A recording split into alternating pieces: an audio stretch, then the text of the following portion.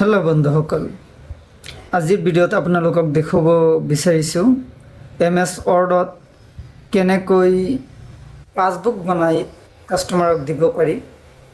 বিচিসকলে যিকোনো বেংকৰ পাছবুক বনাই অতি সহজতে কাষ্টমাৰক দিব পৰা টেকনিক আপোনালোকক দেখুৱাই আছোঁ। আহক ভিডিঅ'খন চাওঁ। কম্পিউটাৰ স্ক্ৰীন এই আপোনালোকে দেখি আছে। কম্পিউটাৰ স্ক্ৰীনত দেখুৱাৰ দৰে যদি পাছবুক আপোনালোকে বিচাৰে মোক জনাব। মই নিশ্চয়কৈ আপোনালোকক মাষ্টাৰ কপি দি দিম। কোনো মূল্য দিব নালাগে, মই দি দিম। জাষ্ট মোক ছাবস্ক্ৰাইব কৰিব আৰু পাৰিলে আপোনালোকৰ যদি কোনোবা সহযোগী বিচি মেনেজাৰ আছে সিহঁতক ভিডিঅ'টো শ্বেয়াৰ কৰিব যাতে সহজ হয়। আহক ৱৰ্ডত আমি কেনেকৈ এনেকুৱা পাছবুক বনাব পাৰোঁ চাওঁ। প্ৰথমতে আমি MS অফিচ ওপেন কৰি ল'লোঁ। ইয়াত চাওক, ইনচাৰ্টত ক্লিক কৰি আমি আগতে বনাই থোৱা ইণ্ডিয়ান বেংকৰ লগোটো ইয়াত আনিলোঁ, বেনাৰটো। ঠিক আছে, অনাৰ পিছত আকৌ ইনচাৰ্টত গ'লোঁ। ইনচাৰ্টত গৈ ইয়াত ফটোৰ কাৰণে এটা বক্স বনাই ল'লোঁ।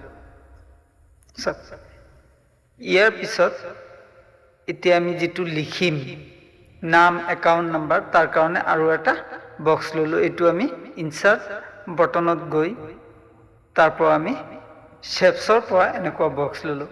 এতিয়া আপোনালোকে কি কৰিব, এই বক্সৰ মাজত ৰাইট ক্লিক কৰিব লাগিব। ৰাইট ক্লিক কৰি ইয়াত এড টেক্সট বুলি লিখা আহিব। এড টেক্সট, ইয়াত এড টেক্সট কৰি দিব। তাৰপিছত চাব পাৰিব আপোনালোকে কাৰ্চৰটো বক্সৰ ভিতৰত থাকিব।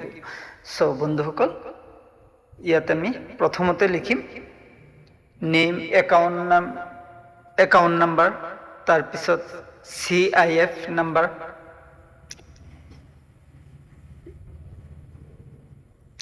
ইয়াৰ পিছত আহিব আপোনালোকৰ একাউণ্ট হোল্ডাৰ নেম, তাৰপিছত এড্ৰেছ। এনেকৈ আমি গোটেইখিনি ফিল আপ কৰিম। চাওক, মই লিখিম। এইখিনি লিখা হোৱাৰ পিছত আপোনালোকে যাব এলাইনমেণ্টত। এলাইনমেণ্টত গৈ ইয়াত চাব পাৰিব আপোনালোকে দেখুৱাই আছে যে এইখিনি আমি অকণমান নেৰো কৰি দিব লাগে। লাইন স্পেচটো কমাই দিব লাগে। লাইন স্পেচটো যিহেতু আমি কমাই দিলোঁ, চ' লাইন স্পেচটো কমাই দিয়াৰ পিছত ইয়াত মই নামটো দিয়া নাই, ABC এনেকৈ নাম দিলোঁ। 1 2 3 4 5 একাউণ্ট নাম্বাৰ দিলোঁ। 1 2 3 4 5 CIF number, IFSC code, ID IBD 00 দি থলোঁ। যিটো আপোনালোকৰ হয় সেইখিনি আপোনালোকে লিখিব লাগিব। ইয়াৰ পিছত আপোনালোকে একাউণ্ট হোল্ডাৰ নেম দিব।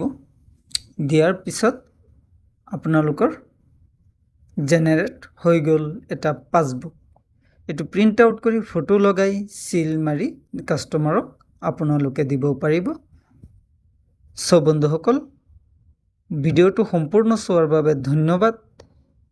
লাইক কৰিব, ছাবস্ক্ৰাইব কৰিব আৰু নতুন কি ভিডিঅ' বিচাৰে কমেণ্ট যোগে জনাব। নিশ্চয়কৈ সেই ভিডিঅ'ত আপোনালোকক সহায় কৰিবলৈ মই চেষ্টা কৰিম। কম্পিউটাৰৰ পৰা আদি কৰি যিকোনো বিষয়ত মোৰ পৰা আপোনালোকে সহায় পাই থাকিব সদায়।